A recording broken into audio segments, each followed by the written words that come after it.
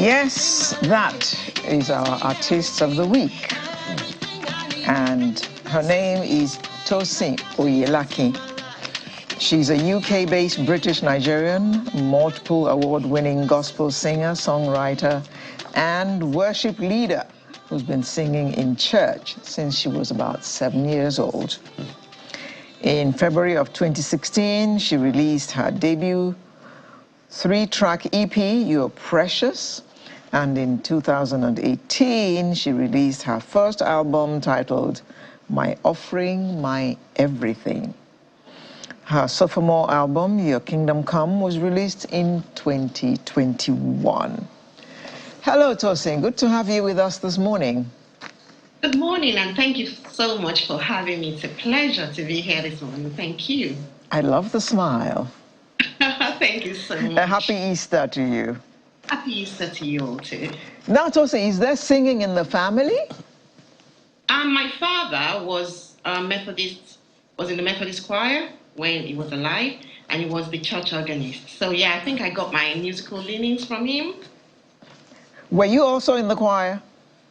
Yes, always. Since I was about 7, I started, I took a liking, to singing and, acting really, dancing and all that when I was about 7 years old in Sunday school. So yes, that's where I started from. From what I have here, you're a very busy person. You're a physiotherapist by profession. Right. You are a mother. You are a wife. You are a speaker. You are a writer. Should I go on? So how do you juggle being all this? That was going to sound spiritual, but I think it must be the strength of God that helps me, because even sometimes I sit down and think, how do I do all this? But I think I'm just able to manage because, number one, I have the passion for it. It's what I love to do. So it's not tiring for me. Everything that I do, being a physiotherapist, being a mom, being a wife, being a writer, being a speaker, being a singer, they're all passionate, things that I'm passionate about. So it comes to me naturally, and I do also have time, take time to rest. So yeah, I try to manage things and balance things up that way. Interesting. So let's just say, so there is a passion for motherhood as well somewhere there. I'm just asking. Absolutely. Yes. And there's a passion for being a wife. Those two alone are just full-time jobs. But so what would then be the challenges that you would say come with these callings? Because I can't say it's just one.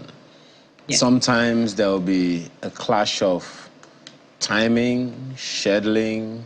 They want to have parent-teachers meetings. You have to be there at the same time. You're supposed to be at a worship or a speaking engagement. What are the challenges, and how do you manage them for those who need some inspiration?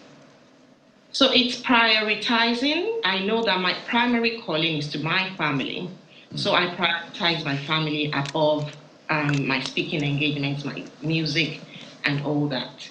And it's making sure that I time things well. There have been times that, we've not been informed on time about school activities that I have to be present, but I've had to drop things just so that I could be there for my kids, because it's important for me and my children that I'm present there. So I've had to drop some engagements or rearrange things where I could to make sure that I'm present. So it's making sure that I'm prioritizing my activities. I prioritize my family above all of these things. However, my family understand where I've had to sort of put a limit on family time so that I could attend to other things. So where there haven't been very important and very strict activities for the family, where we can be flexible, we've managed that very well. I understand the music industry a little bit. We do, because we've worked with radio stations, and we've had to host music artists such as yourself and we grew up at a time when we could track where the money was coming from. Cassettes, CDs, records, and all. How do you manage that these days? Because what you save with cassettes and CDs, you spend somewhere else. Help us understand how you manage the business parts of what you do. I mainly fund my music personally as an independent artist because I'm not signed up to any record label, so I manage financial side of things myself. So obviously, because I'm a physiotherapist, I'm able to get the money to fund my music. However, the music also makes a bit of money on the digital platforms where I always put my music and where I have, not a great deal of downloads, but I do have a fair sizable amount of downloads, and I get, some money back through that. I have, the PRS here in the UK, which is a musical body that, tracks your where your music is being used, and they help you to get some money back as well. So I am registered with them, and so they help me to get some money back. And my distributor, the distributing sites that I use to distribute my music, they also do some publishing as well, music publishing, and they also help with tracking and getting some money back for me. So I market my music, I advertise a lot. So yes, so I get a lot of downloads that gives me a fair amount back, which I put back into the music as well. Interesting. I'm also interested in the general space. Maybe I should ask you this way. In your opinion and from your experience, I don't know how far back you've gone professional, even though you released your debut in 2016. How different is it to be a gospel music minister or entrepreneur, if I dare say, in Britain compared to Nigeria? I started my music ministry in UK, so I can't say much, but I do observe the scene in Nigeria as well as here. But I think in Britain, as opposed to Nigeria, I think the ministry is a lot more is better received. May I say, put it that way. In Nigeria, we're coming up a lot in the UK. There's a lot of awareness that we're building, and we're really gaining a good amount of ground. However, I feel the atmosphere in Nigeria is more receptive really to religious things than here in the UK, for reasons best known here to God. So yes, it's a bit more difficult to break into the mainstream as an artist in the Perhaps UK. that may also speak to the messaging, because there are those who believe that a product will sell itself if it resonates quite significantly. So if we are to put Tosin Oyelakin as an artist in a docket, what would be the USP that her message is selling, that people need to be drawn to? It is the love of Christ. And, people are naturally drawn to love, where they feel loved, where they can, people can pick things. They can pick when this person is generally doing this out of love or out of selfish reasons. So it's about the what you have in you and that what is coming through to your music. Because what you have in you will definitely spill over into what you're doing, especially when you're in the ministry. So it's about having the love of Christ, which is what I am selling, the love of Jesus to the world. And that is what, my ministry is based on, sharing the love of Christ. So I believe, people will generally be drawn to that, where you are showing a lot of love and you're selling it. But love cannot be canned, cannot be packaged, so to speak. It cannot be put in a bottle or something. It's kind of a message that we're selling that, you know, there are those who would say it's a loveless world already.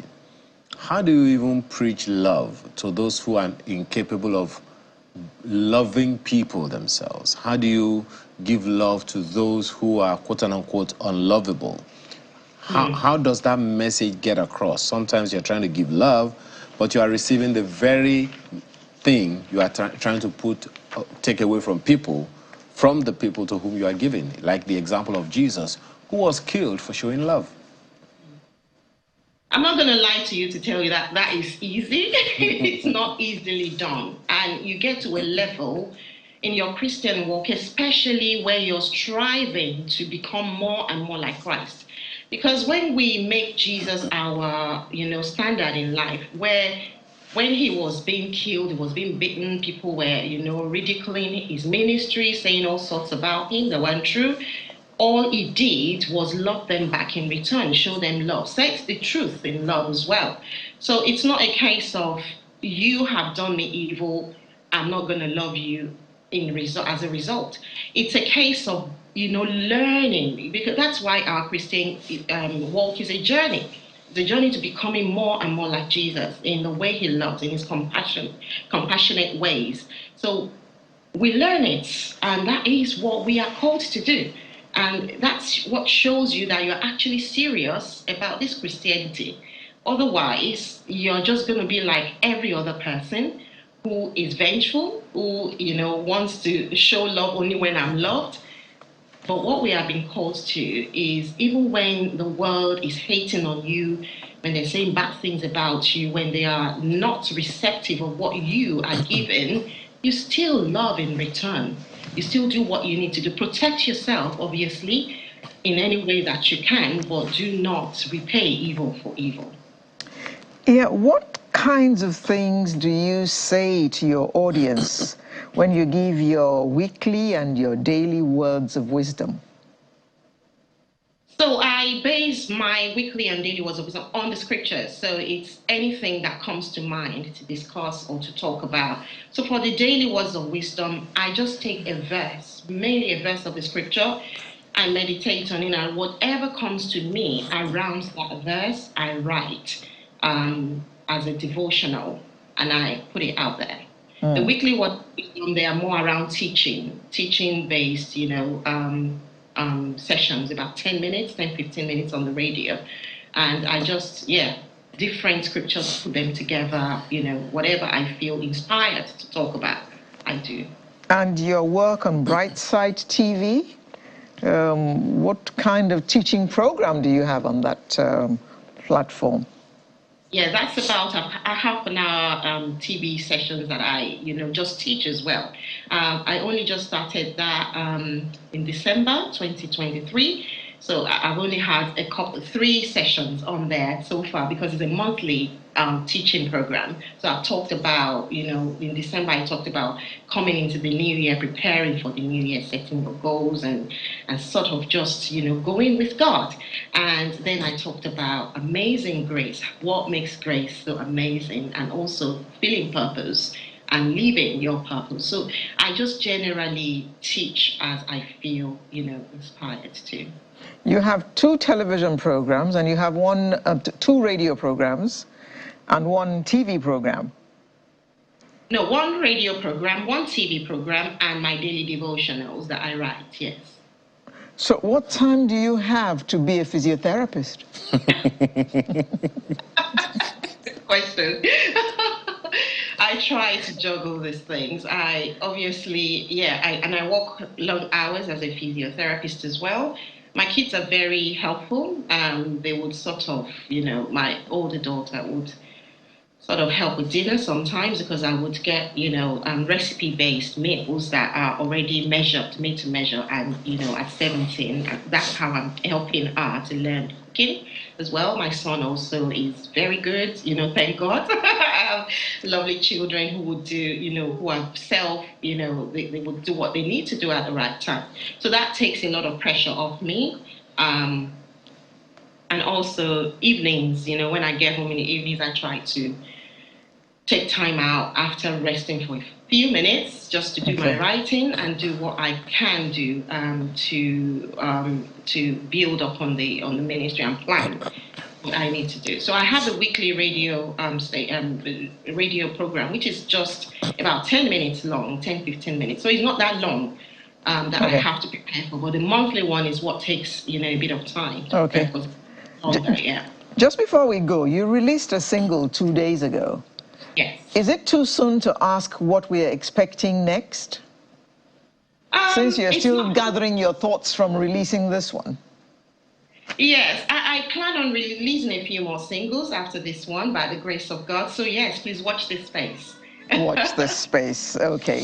Tosin Oyelakin, a UK-based British Nigerian, multiple award-winning gospel singer, songwriter, and worship leader.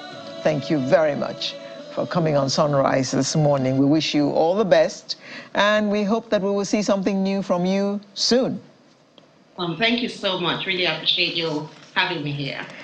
So that rounds up Sunrise for this day, our last Sunrise for the month of March. We'll bring you a fresh one next month. I'm Alero Edu, wishing you a very happy Easter indeed, and Nigeria is our country, and it's the only one we have. See you next week. So in your fasting and praying, please fast and pray for Nigeria. It's very important. It's all we have. Happy Easter. Have a wonderful rest of your week. Bye.